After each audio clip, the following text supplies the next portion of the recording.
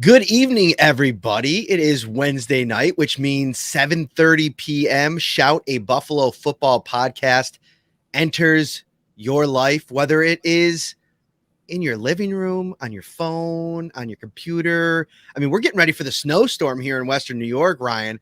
I actually went around to a couple spots before dinner. I went to Dick's, I went to Wegmans, and I went to Walmart. I could not find some sleds. I want to get a couple sleds for the kids because the ones that we had last year, I think, broke or something. And so I went to a couple places. I couldn't find any. So if you have an in on where to get some sleds, definitely put it in the comment section. And we are, of course, brought to you by Tops Friendly Markets, your neighborhood store with more. Whether you're celebrating at home or away this weekend, Tops has everything, all your fan favorites ready to enjoy for football, entertaining, or any occasion. Ryan Talbot, how are you, my friend?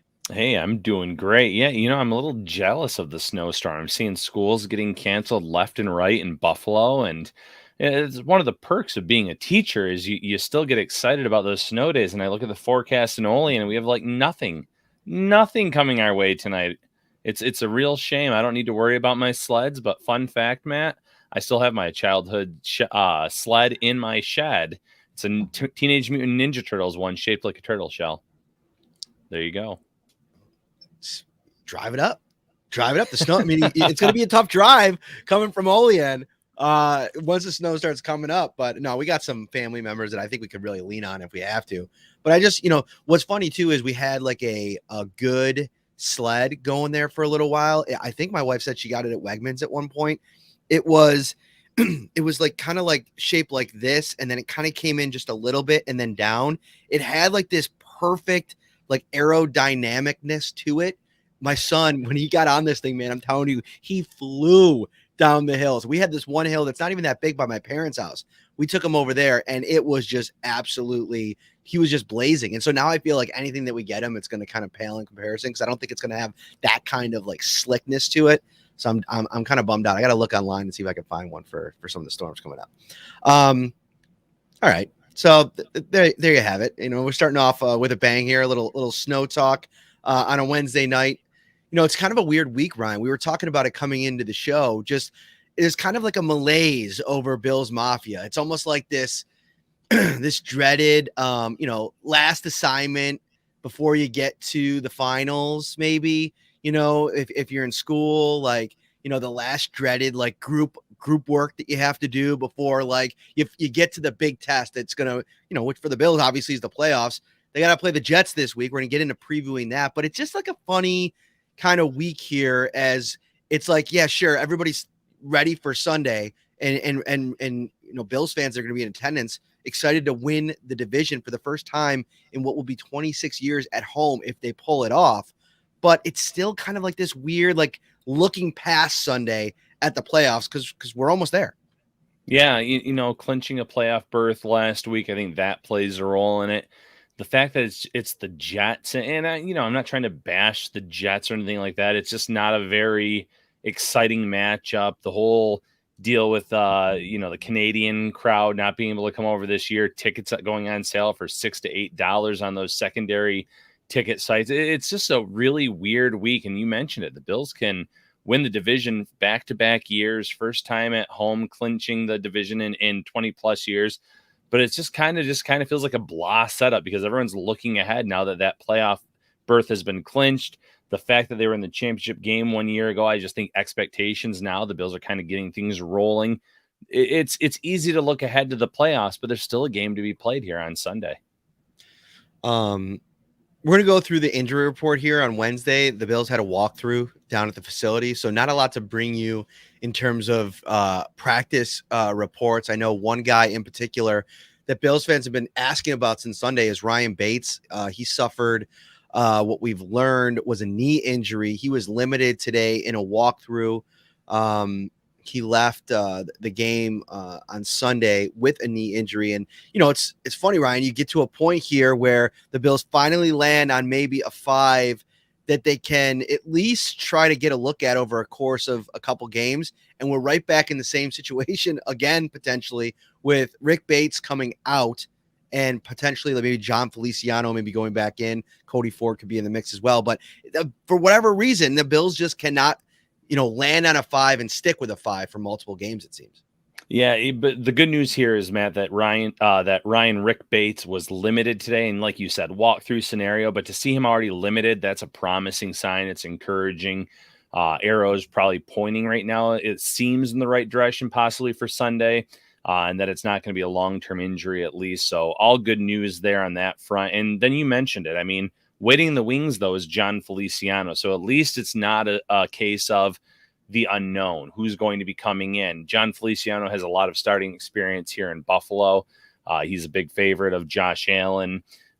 He's a guy that takes pride in his run blocking. He was trying to get the team to run the ball more last year, was always excited when they did, and they were able to pull off some big runs. So at least the player that could be inserted into the starting lineup this week, if Ryan Bates is not good to go, is someone who has a lot of experience that the Bills fans are very familiar with. It could be a lot worse than that, but you're right. I mean, the big thing that every team wants is to have that O-line gel at the right time, and the Bills are coming off of back-to-back games where Josh Allen wasn't sacked. Devin Singletary has been running the ball well. The run game, the lanes are getting open for them. And now Rick Ryan Bates. I keep going back and forth on both of those two names, the nickname and the real name. I've just decided we're going with Rick. Let's just call him Rick. Okay. It's what the people want, and I feel like it's in a lot of ways what he wants. So go with it. Fair enough. So with Rick playing so well, I would like to have seen him start this Sunday, stay healthy, and then go into the playoffs with that starting 5. But we'll have to wait and see on that.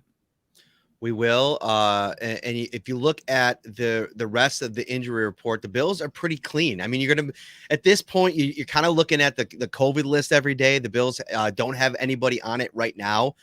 So, the surge and the outbreak, that the team dealt with, where they were down a bunch of people at one point. I think it went as high as 9 players, I believe, at one point.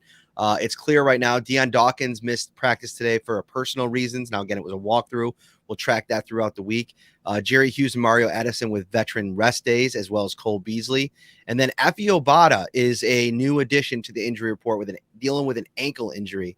Ed Oliver still listed with the ankle injury. He was limited. Knee injury for Emmanuel Sanders. He didn't practice once again. Nothing changing there. But Obada is like an interesting one. He's limited, so we'll track that throughout the week. But he's a guy at this point, all of a sudden, Ryan, I feel like Efe Obada, we've landed at a spot with him where you can't afford to lose him if you're the Bills. You look down the depth chart, and I know that Gregory Rousseau is coming off a massive game, and I want to talk about him a little bit in a little while. I thought Leslie Frazier had some really interesting comments on him. I'm writing about that for tomorrow on Rousseau. But with Obada, the snap count wasn't there against the Falcons. I wonder how, maybe if he had suffered the injury during the game and if that maybe limited him later on as the game went on. But he's a guy that I think over the course of the last 8 to 10 weeks, he's probably been your most consistent pass rusher. Yeah, and you mentioned the snap count and all that, but I just saw Elliot in the chat. Elliot, always a constant listener to the Shout podcast. He mentioned the mic'd up segment that Obada did this past weekend. When he was in there, the first, I feel like the video was from the first series of the game. Obada had 2 snaps where he broke right past that offensive line and was in the backfield, and he didn't make the play on either of the 2 plays that he was there, but he was showing just in those 2 reps how good he is and how great he's been over the last month for this team. So maybe the injury did take place, like you said, and that's why he was a little bit limited. They had 5 sacks last week, 4 coming on the D-line, none from Obada. But you're right. He's someone that we want to see out there, give him those reps, someone that you can kick inside still. If you want to have your best 4 out there in terms of pass rushers on a scenario where you feel like it's an obvious passing down, he brings a lot to this team. And it's not a surprise because we've talked about this before, Matt. He would have led the Bills in sacks last year based on his stats in Carolina. Even though he's not a young person in terms of age, he's very young in NFL terms because of his inexperience playing football. There's a lot of tread on those tires. So you almost have to look at the fact that he's still growing as a player and he's getting better and better. And maybe the stats won't be there at the end of this year compared to where he was last year in Carolina. But there's still a lot of promise there with Obada. He's a guy that you want to have in the fold here for the next few years, if possible. we got a chance to talk to Rousseau after the game on Zoom. They made him available quickly, and I asked him. I think I mentioned this on the post game show, just about like the rookie wall and like fighting through that. And you look at his season, and I mean it's pretty easy to see. There was some production at the start of the season, and it dropped off considerably over the course of the year. And Sean McDermott, he basically mentioned as much there when he was asked about it this week as well. But I asked Leslie Frazier about it because I thought it was interesting. He's a guy that has had so much experience in this league as a player, as a coach, as a head coach, and then back as a defensive coordinator at dealing with guys coming in and going through this kind of phenomenon in their first year. And Rousseau's an interesting case in that he didn't play it all last year. So you're talking about a guy coming in who skipped a whole year of football, obviously was doing some training, but you can't really simulate it. And then he's coming in as the NFL unveils its new 17-game season format. And you could tell that over, a stretch of games, I think it kind of caught up with Rousseau a little bit. And he said it was like, it's been really challenging on him. Frazier told me when I asked him about this on Monday that, they went back this past week. They talked to Rousseau, Boogie Basham, and AJ Epinesa. They brought them together with Eric Washington, Jacques Chazer, and basically said, listen, you got to continue to make sure you're taking care of your body. And just as more important as the physical demands of the NFL are, making sure that you take the time to step back and get away from it when you do get away from the facility. That's something that I think, from the outside looking in, it's probably something about. Maybe guys could get so consumed at trying to get out of a funk or a downward trend in their season that they just engulf themselves in the game, the film, and all this other stuff. And I think Frazier basically just said it's good to just get away from it. And he said after the game, Rousseau came over to him. They actually obviously celebrated with some hugs because he had a big game. But those are kind of little things that if that could get Greg Rousseau kind of going a little bit here, moving into the next couple of games into the playoffs, that would be a huge deal for this Bills defense. Yeah, absolutely, Matt. Listen, Rousseau, it's easy to point at the rookie wall, like you mentioned, the physical toll that this game takes on your body, the fact that he didn't play 1 year ago, and then you get thrust into this season where you're playing an extra game now. But there's also that mental toll that it takes on you, and the fact that maybe you're not producing at the rate that you thought you were. The big plays weren't there after that Kansas City Chiefs game for quite a few weeks. But to Rousseau's credit, even though he really hadn't had a big splash play as a pass rusher, he's been so consistent in the run game, run stoppage. He's kind of been a better version of what the Bills were getting out of Shaq Lawson early in his career. And as the years went on, Lawson got better as a pass rusher, still stayed really good as a run stopper. And I think that's what they're hoping they get from Rousseau. Rousseau's a little bit ahead of him right now, in my opinion, from what they got out of Lawson. And obviously the physical traits point in Rousseau's direction as well. The size, the speed, the bend, you name it. So I can see why it would be tough for him, Rousseau, the player, to be easily frustrated at this point and then come off this game where you get the sack. You have F.A. Obata telling him pregame, be aggressive, get after him. And then he gets that sack. Everyone's so happy for him on the sidelines. It's little victories like that that could lead to another play this week against the Jets and Zach Wilson. And then in the playoffs, you might get a splash play here or there. That's pretty much what the Bills need now. They don't, they would love to have a guy like a TJ Watt getting 20 plus sacks per year, but going into the playoffs, if they can just get someone that's making a splash play or two per game from that defensive front, I think they'd be content with that, with the way they're playing in the back end, with the linebackers in the secondary, with the way this offense can play. They just need a little bit from this line, and maybe it will be Rousseau who steps up. Well, it's crazy. You talk about so much of a gap in maybe production from Rousseau, or perceived production. He's leading the team in pressures. I mean, if you want to talk about, according to Pro Football Reference, it's a little bit different. I think Pro Football Focus has a different metrics on pressures and pressure rates. But according to Pro Football Reference, Hughes and Rousseau both log in at 24 pressures. Mario Addison in at 22 pressures. Ed Oliver at 15. AJ Epinesa at 13. And then F.E. Obata at a much lower snap count in at 11. But I mean, that's huge production here early on in his career. And like, we could sit here and try to project what he's going to be in year 2 and year 3. But I think he's the kind of physical kind of anomaly that it's hard to do that because it's almost like, light bulbs are probably going to go off for him every week during the season. And then you take into account he's going to get a full off season to work on his body. I know a lot of people have talked about, him getting a little bit bigger, bulkier, that being a little bit even more difficult for offensive linemen to deal with on the edge. And then, just work on his moves and work on his game. And I think we could see a completely different version of Rousseau next season. Now I want to bring up something else here.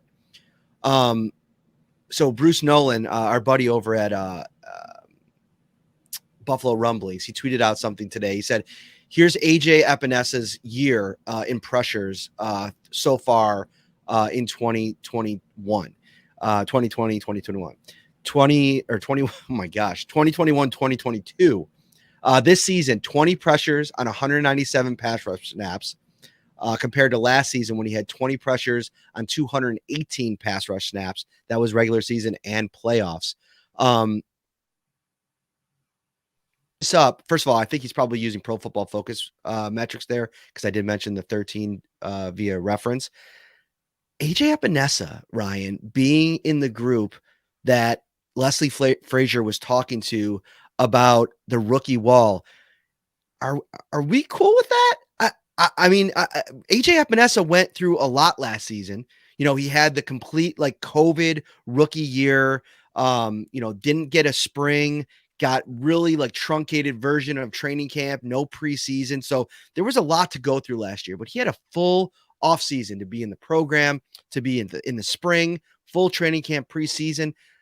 Is it something that a guy in his second season that I know he drafted him in the second round, that's where you drafted him, but to have him be a part of that group, like with Boogie and with Greg Rousseau, I don't know. I don't even know if I feel like it's troubling. It was just something where I kind of perked up a little bit and I don't know if he should be in that meeting. I'm okay with it. Let's just call him a super rookie because it's his second rookie year, so to speak. Because you just mentioned it, Matt. Even though it's year two, even though he had a full year of playing last season, you're talking about someone that did not have a traditional offseason leading up to his rookie year. Everything was over Zoom. COVID was still a mystery. So the way that they practiced, the way that they prepared, a lot of it was very different from what traditional rookies went through. There was some times where his snap counts were very limited, which it's understandable. He was, being in his first year, being such an unusual season. So yes, he has more experience, obviously, than Rousseau, way more than Boogie Basham, a player that's been inactive quite a few times in his rookie year in terms of NFL snaps. But I can get where Leslie Frazier is coming from just because last year was so unique and so different that I at least get where he's coming from. And I like that quite a bit.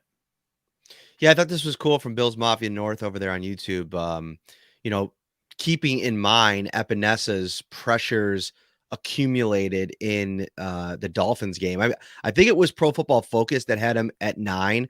I'm trying to look here. I don't have that game up in front of me.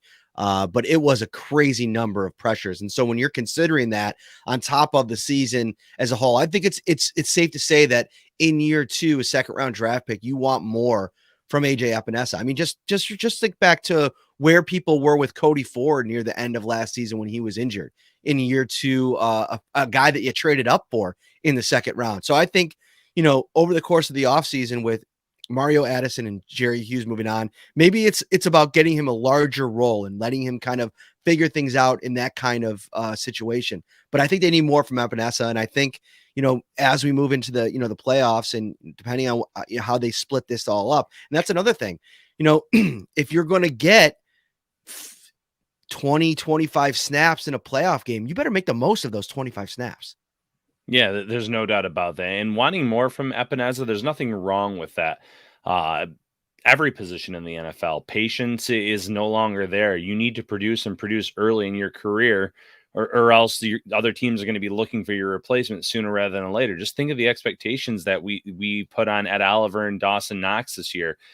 This was make or break seasons for both, and they haven't been in the league that long. Now, to their credit, both have shown up in a big way, had great years respectively.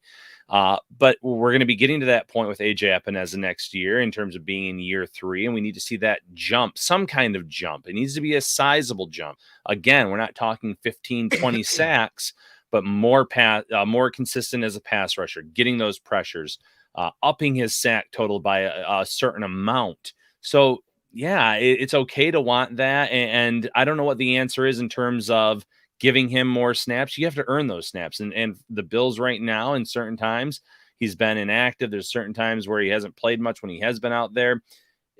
If you don't have those veterans like Addison and Hughes, someone has to play those snaps, but I just don't want the Bills handing them out to players just because they're the ones that have been here the longest, or you still want to get a look at them. Bring in a veteran that's going to push him, a veteran that maybe has some pass rush production. I really don't know how I feel about going back to the rookie well or going to the draft well, just because it usually takes them a year or two to develop, and you already have a lot of young guys in that capacity. But you got to do something other than just hoping and praying that this guy is going to be the answer, because that doesn't always work out. What does work out is from hot to go pizza and appetizers, signature fried chicken, baby back ribs, subs to delicious salads and brownie trays.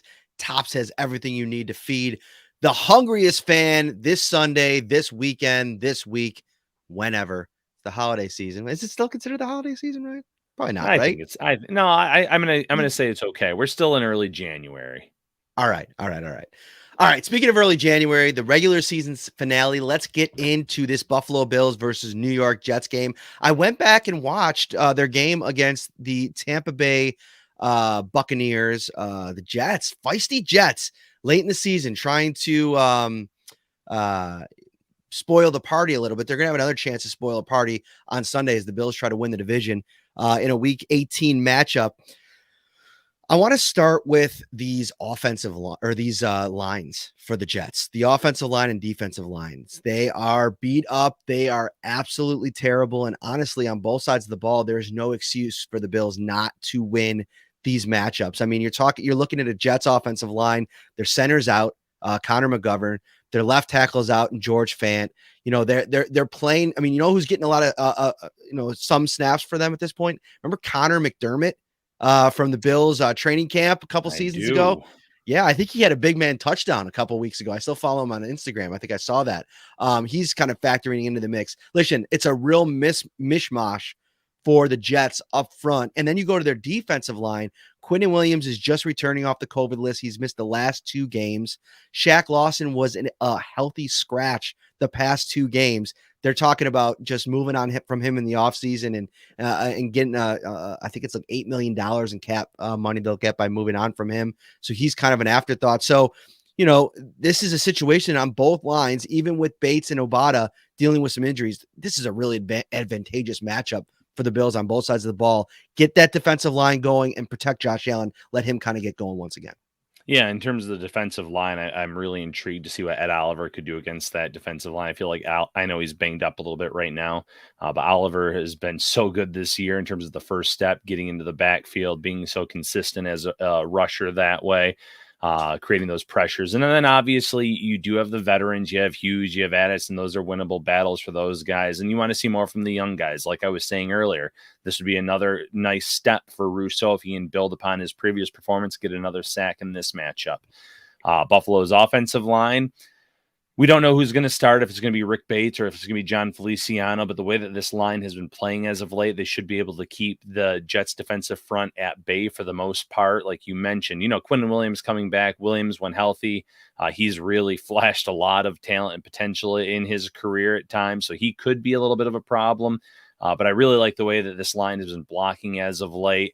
There always seems to be like 2 or 3 videos on Monday morning of Spencer Brown just trying to find someone to lay out in the game where he does his job. He looks around. He's like, all right, well, this guy next to me, I'm going to lay him out because it's just no one's coming at me right now. So he's doing his job. I thought Deion Dawkins, since coming into that game where he was supposed to be kind of an emergency, I guess, option. He's been unbelievable. He's been great. And I know he was out today for a personal reason, but he's been awesome. So you have your two tackles that are playing at a high level right now. You have Mitch Morse, who he's so underappreciated. I know he's not a mauler. I know that based on, some fans want to see this line just beat people up. That's not his style. But he's just so consistent, so good. And then you're getting more and more from this guard position. I really feel like Darrell Williams has stepped up in the second half of the season for this team, wherever they've had to put him, whether it's tackle or guard. And it's been a nice reminder of why the Bills paid him the way they did. And whether it's Rick Bates or Feliciano, I think that they can hold down the fort too. So this could be an opportunity where, again, weather does not look overly promising, but I think that Josh Allen's going to have time to scan the field, find his guy. He's someone that is really frustrated. The Jets head coach early in his career, obviously in the one matchup against the Jets this year, but then last year against the 49ers as well. There's just no answers that he could draw up for Josh Allen. So I do like this matchup quite a bit for the Bills. Yeah, so I'm looking at the weather because I did see somebody ask about that, and you're right. It's not looking promising at all. It's got like 39 degrees is the forecast, and it reads like this: morning light rain followed by a mix of rain and snow showers in the afternoon. High 39, which the high of 39 makes it like it's probably going to be like that slushy rain, that slippery stuff. So again, it's, more of, the dome crowd is going to be chirping once again on Sunday. I feel like there's been a lot of those Sundays over the course of the season. And listen, it's hard to argue against it. I'm not really in either camp. I'm not one of these people that, I kind of get those that kind of like preserving, the elements of it going out to a January football game.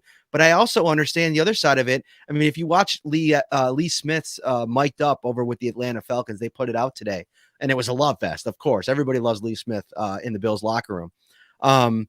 But he was talking to somebody on the sideline and be like, man, because he's playing in Atlanta now and in Dome. And there was even a part where, he went up to Josh Allen and says, man, I'm loving the Dome. How about you? And they cut out before Josh Allen could respond. But somebody was asking about, man, nobody can love this. And he's like, no, you don't love it. Even when you're here, you don't love it. You just learn to deal with it. And even the people that are here that tell you that, they do love it, they're lying. Yeah, no, I agree. And listen, I'm seeing some comments in here. I could see a Dome if we were a badminton team, but we're a football team. Listen, I am Team Dome. I am firmly planting my flag on Team Dome. You look at the splits, and yes, it's a limited splits. Josh Allen plays better. He's been playing better on the road this season, and obviously he hasn't played in nothing but domes, but there's been better weather in a lot of those games on the road than there have been at home this year. He didn't play that well this past week, obviously, against Atlanta, 3 interceptions. But it's not just the interceptions, because tip passes do happen, things like that. He was firing the ball in those conditions, and he had Stephon Diggs drop a touchdown that he usually catches 9 times out of 10. A lot of balls bouncing off of wide receivers' hands, luckily harmlessly falling to the field in a lot of those cases. I just feel like when you have a top 5 quarterback like Josh Allen, you want to give him the best elements possible to go out there and sling the ball around. And that's what a dome or a retractable roof, to be more specific, is what I'd be looking for, could do for this team. And for the, the diehards, I like being out there. Well, listen, there's a reason why some of these tickets are on sale for $6 and $8 for a week 18 game here, where the Bills could clinch the division and, do that for the first time in 20 plus years at home. Most fans now have 60, 65, 70-inch screen TVs, and they can stay at home in the warmth, and they can drink a beer that doesn't cost $12 from the comfort of their own home. I'm okay with fans wanting to be comfortable at these games come December, come January. And I know the flip side to that is a quarterback like Tua saying, well, this offseason I need to prepare myself for playing in cold weather in December and January games. It's something that I haven't really done. Yes, that benefits the Bills when you go against a guy like that, but are you doing what's best for your quarterback and for your franchise? And I'm not sure that building a new stadium without some kind of retractable roof would be doing that. More on the Jets here. One of the things that I came away impressed with was Zach Wilson. And we're not talking about a guy that is necessarily slinging it, or, a guy that I think teams should be on notice about, but I'm seeing kind of like, incremental improvement. Now, against the Bucs, he completed 57% of his passes. He doesn't have a game this season. That's his highest completion percentage in a single game this year is 63.3%. Listen, we know we've been down this path before. Completion percentage isn't necessarily, the best way to evaluate how well a quarterback is playing. But you look at the totals, 8 touchdowns on the year, 11 interceptions on the year, 56% completion percentage. It looks a lot like Josh Allen's rookie year. I mean, a couple less interceptions and touchdowns. But what I think you got to be excited about if you're a Jets fan is he's starting to look comfortable. And that's one of the things when I was watching him early, I came away with the most was that they've not built around him yet. He's got a bad offensive line, and it's even worse now. I mean, to have the game that they had against Tampa Bay, I think it's even more impressive because of how potentially bad this offensive line could be with some of the regular guys out of the mix. But it's just his demeanor on the field. Like there's a couple plays that I noticed where I was really impressed with, where he got outside of the pocket, where, a lot of young quarterbacks, even Josh Allen back in 2018, will get really frantic, but he was cool, calm, and collected. He got out to the side, almost to the sideline. He made a guy miss, kept his eyes downfield. Nothing was there. And he just kind of nonchalantly threw out of bounds. To me, that's progress for a young quarterback, to be able to understand where you are in the field, what you have to do. And he also made a couple really good throws down the seam, the middle of the field. And they got a nice little burgeoning weapon, I want to say, Braxton Berrios. He looked really good against the Bucs. Yeah, and that last game against Tampa Bay, they did not have Elijah Moore, I believe, correct? And he's I believe he could play in this game against Buffalo. He's at least on track to play against Buffalo. So there's another weapon coming into the fold. Berrios has been a touchdown machine as of late, playing really good football. But Zach Wilson specifically, yes, I have, I can't sit here and say I've watched every one of his games, but I've seen a lot of the highlights, the highs and the lows, so to speak. He's making better reads. He's making better decisions. He's taking what defenses are giving to him. And I think partially that's because of the offensive line having, him having pressure in his face all the time. He has no other choice but to sometimes take what's given to him. But at the same time, the wow throws are there too at times with that arm strength, whether it's a downfield throw, whether it's just the zip that he puts on a throw. He has all the arm talent to be a very good quarterback in this league. And I love that you compared him to rookie Josh Allen, because I'm not going to sit here and say he's going to make the ascension of Josh Allen.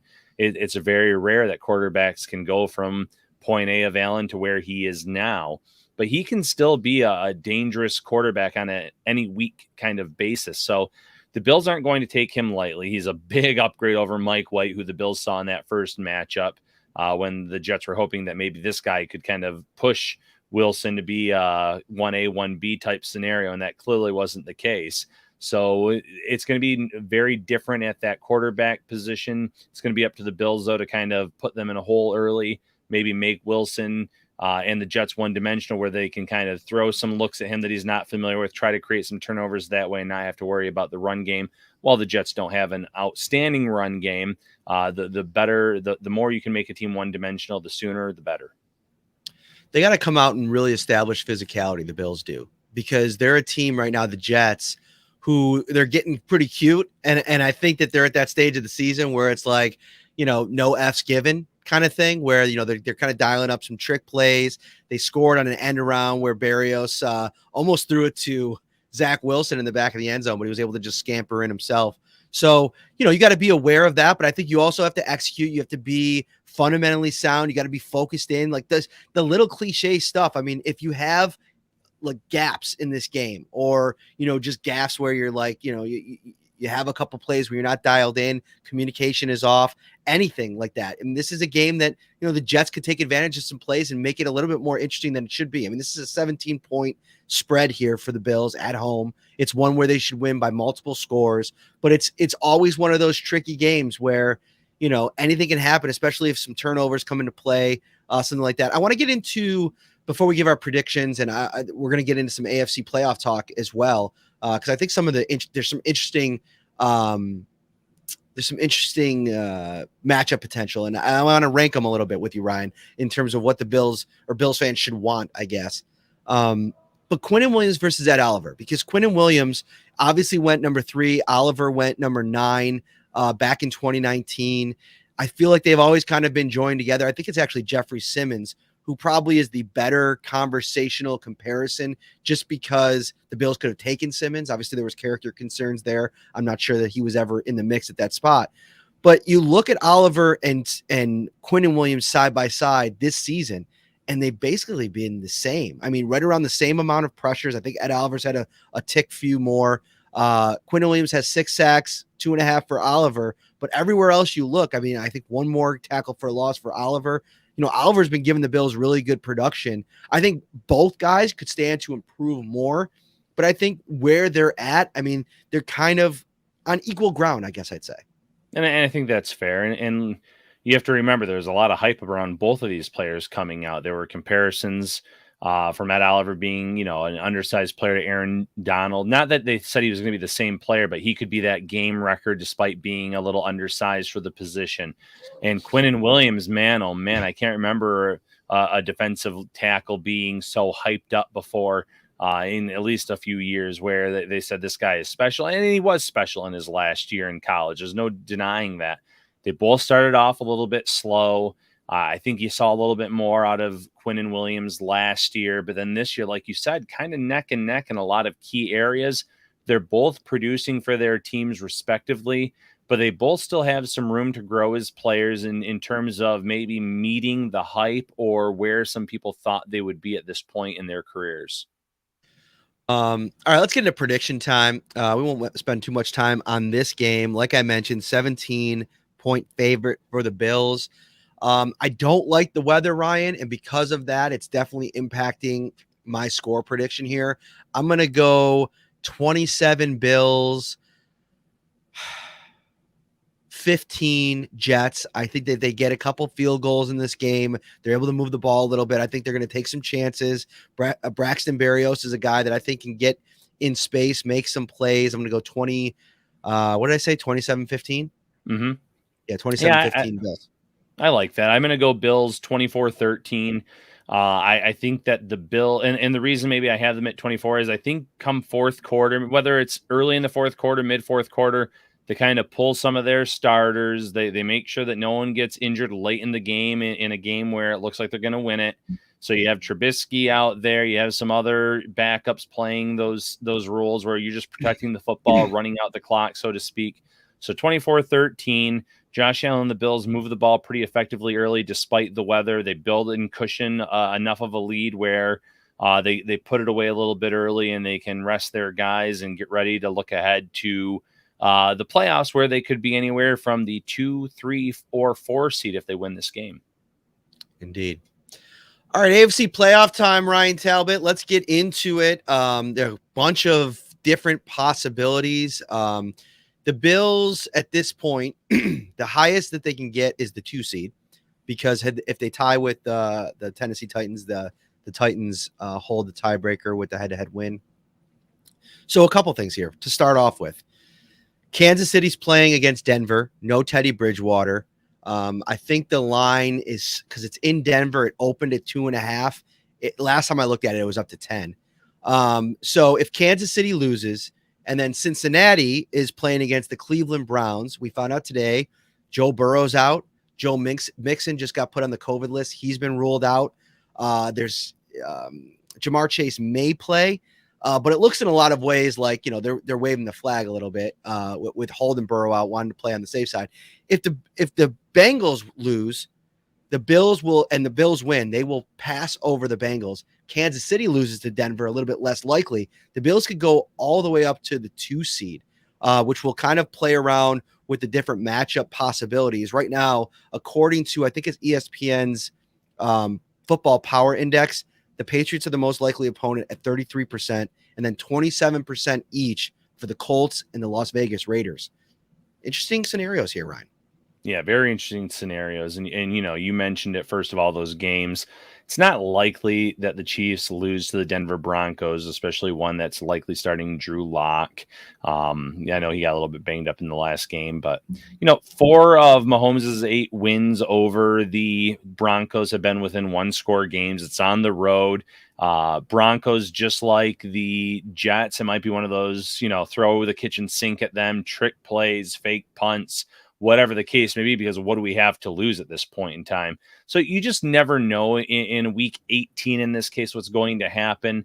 But more realistically, it looks like the Bills could very possibly move up to the 3 seed based on the fact that, like you said, Burrow out mixing out some other players on the COVID list, and then the fact that they're likely to rest some other key starters.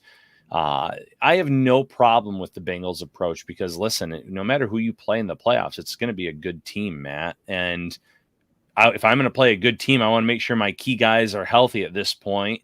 They've obviously surpassed all preseason expectations. They're playing with house money at this point. So it really doesn't matter if they're the 3 or 4 seed in their eyes, and they know they can go in and just beat about anyone.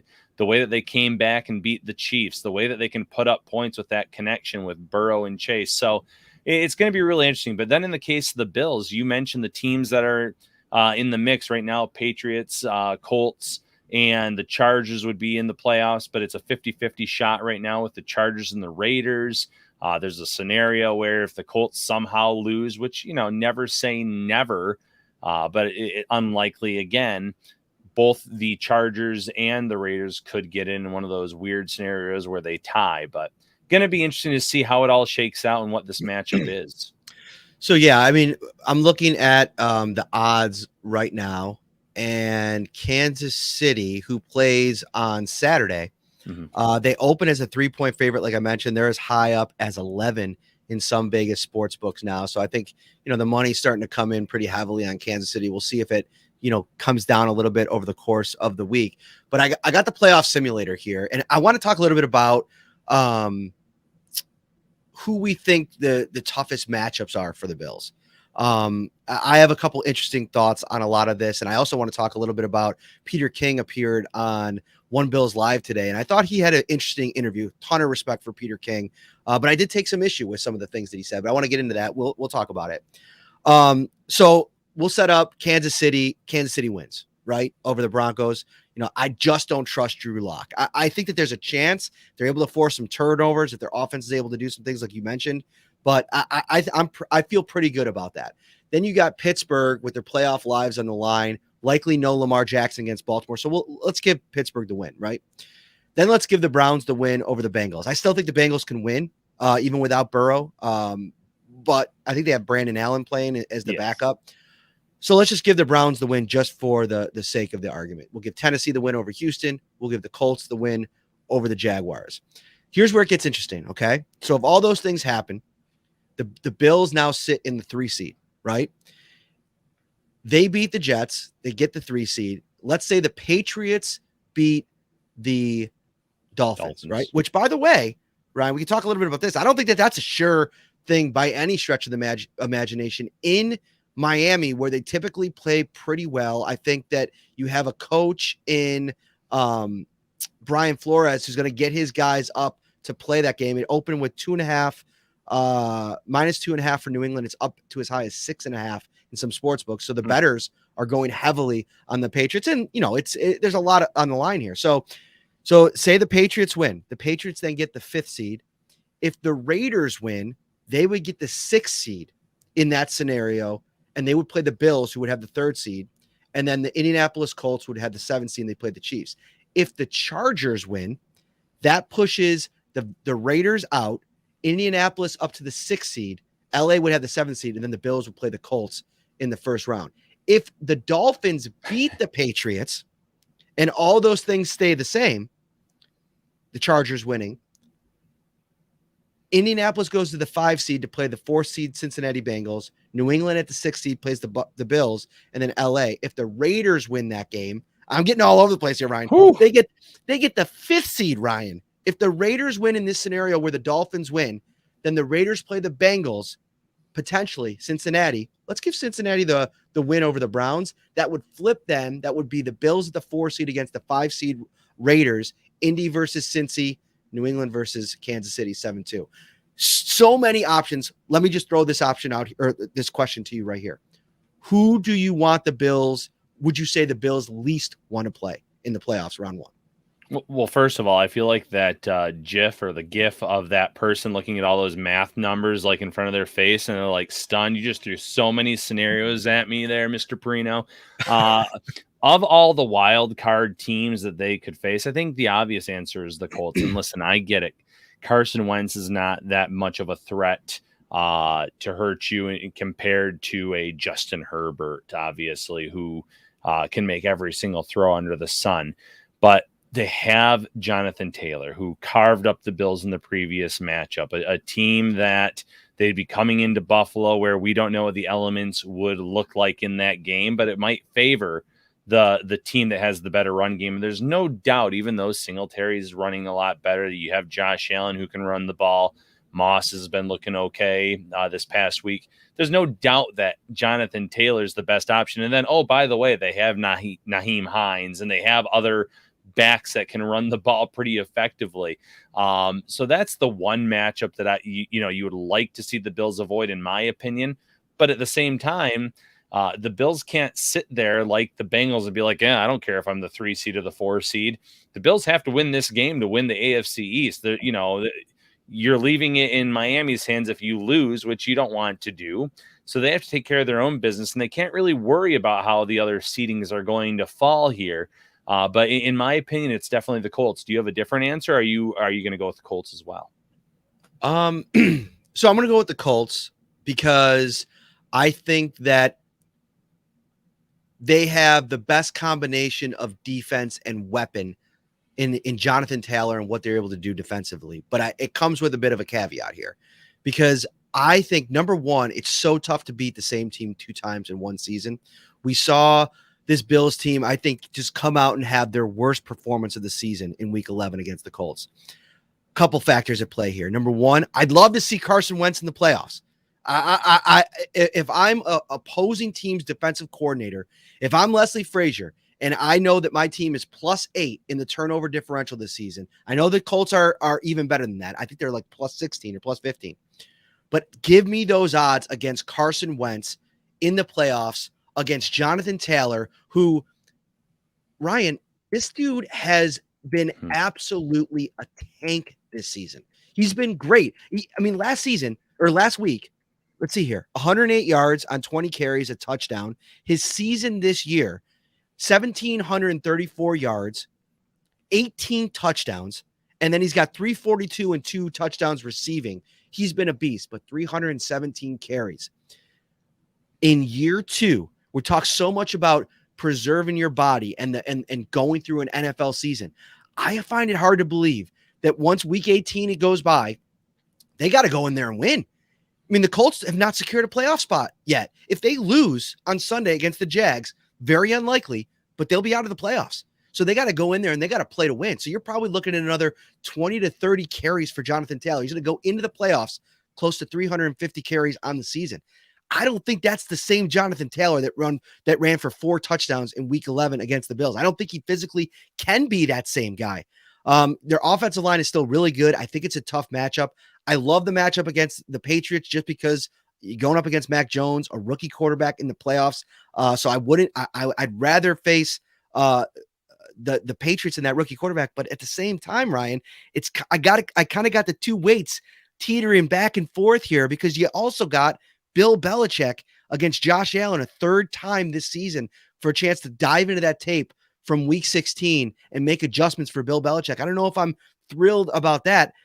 I think we could both agree, though, that the matchup you want the most is a Raiders team that's been just ravaged by, nonsense all season long, like headlines, issues, obviously the whole Gruden situation, Henry Ruggs situation. They've had some injuries, but they're still here and they have a chance to beat the Raiders at home or the Chargers at home on Sunday Night Football and get a playoff spot.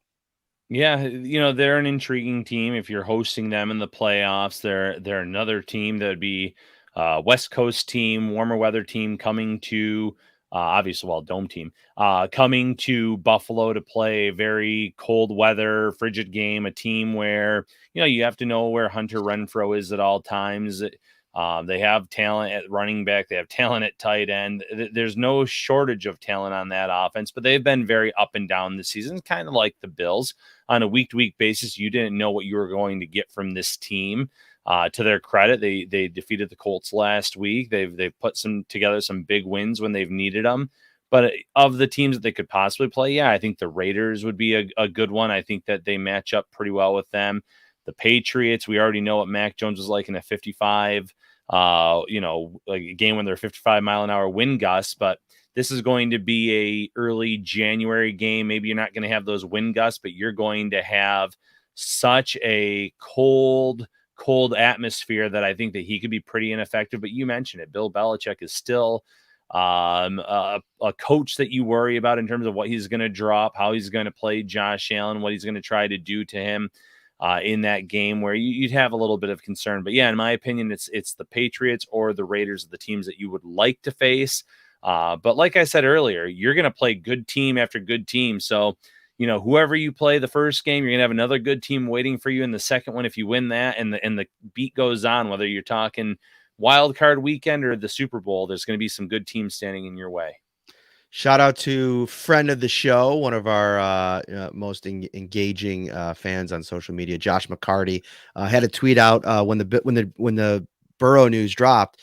He tweeted this out. He was messing around with the simulator as well. A Bengals loss makes it less likely the Bills see the Patriots in round one. Would need Miami to beat New England and the LA Chargers to beat Las Vegas, assuming heavy favorites Indy, KC, and Tennessee hold serve.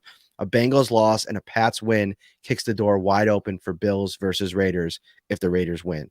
And no, you don't need a life. This is what you're supposed to be doing, Josh, this time of year, is breaking down all of the scenarios as we move towards the playoffs. I think we're all on the same page. It's interesting enough, Ryan. I think we talked about this on the show the other day. There's a scenario that could play out that, if Indianapolis is really the team that some people think they are. And I've been having this back and forth with a dude over on Twitter. I'm going to butcher his handle, so I won't even try. But you could find it. Usually every week he finds a way to tweet at me or I tweeted him. After the Colts game, I downplayed, the Colts as a legit powerhouse. That's all. I think they're a good team. I think there's a top 2 or 3 team in the AFC.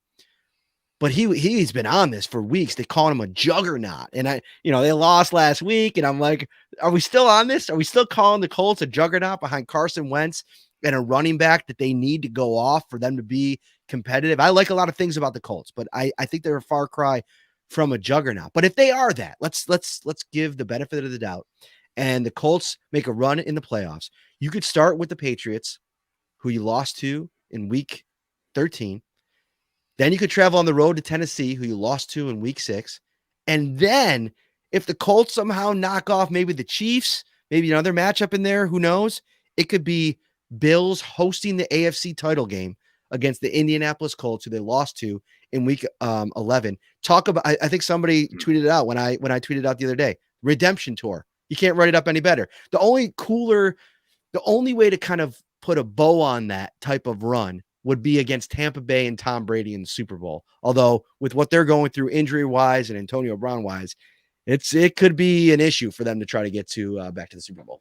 Yeah, and I love the path of redemption because you, like I just said, whoever's put in front of you, you got to win those games. There's going to be some tough matchups no matter what, but you'd like to put some of those heartbreaking losses in the past, so to speak.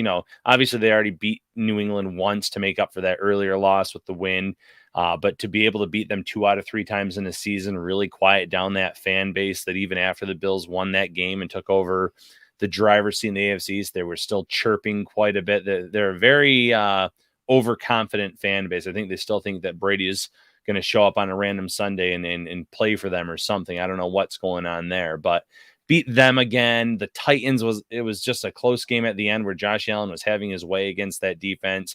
Didn't get that 4th and inches or the 4th and 1 QB sneak. He slipped. Offensive line got pushed back. It was a disaster from the get-go, but that's a winnable game. And like you said, if you can get to the Super Bowl and play a team like the Buccaneers that you had on the ropes that you'd like to be able to beat, that'd be a phenomenal story. And like you said, listen, it's going to get a lot harder for Tampa Bay. They already lost Godwin, Antonio Brown. I don't think he was released again today by the team, but he's not going to be suiting up for them. Yeah, they might just decide to better to hold on to the him roster. Then let him go to a potential playoff team in the NFC or a Super Bowl contender in the AFC. Right. Yeah. And it's smart. But it's going to be a lot harder for them this year as well. But, you can never count out Tom Brady either for any stretch of the imagination. So if the Bills can get rolling here, if they can keep this hot streak going to end the regular season, they'll go into the playoffs on quite the win streak. And then it's just like I said, every team in the playoffs, it's house money. It's win or go home. It just takes the right team to get hot at the right time. We saw it years ago with a Ravens team that was not the best team in the playoffs that year, but they got hot at the right time. That could easily be Buffalo starting next weekend, regardless of who they play, what time they play, what day they play. So I want to get into the Peter King interview on One Bills Live real quick, because I think it's kind of a microcosm of some of the national stuff that comes out that I think fires up Bills fans. And I think listen, you got to take it all with a grain of salt. Peter King is one of the busiest people in sports media. I do not know how some of these folks that cover the league on a national scale are able to be as plugged in as they are most of the time. But I thought, Peter was a little bit unplugged from the Bills situation during this radio hit. And listen, they're going into the playoffs potentially at 11-6. This is not where I think most people thought the Bills were going to be on the heels of a 13-3 season. They've had some stinkers. I mean, the Jags game, getting smashed by the Colts, it's not been good at all times. But, Peter King was asked about where the Bills are at heading into the playoffs, and he said, well, he kind of made it seem like the Bills are kind of limping into it. Hasn't liked how they played down the stretch. And I kind of was like waiting for him to kind of use an example, maybe something from Tampa Bay or something from Carolina or Atlanta. And he went back all the way back to week 11 to the Indianapolis Colts game. And so I think that actually what's happening is the Bills have played, 14 quarters now of pretty good football that I think you could put up against any other team in the league in terms of how well they're playing, how well they're executing, how well they're scoring. And I also took issue with some comments on Joe Burrow and company. Joe Burrow has been spectacular.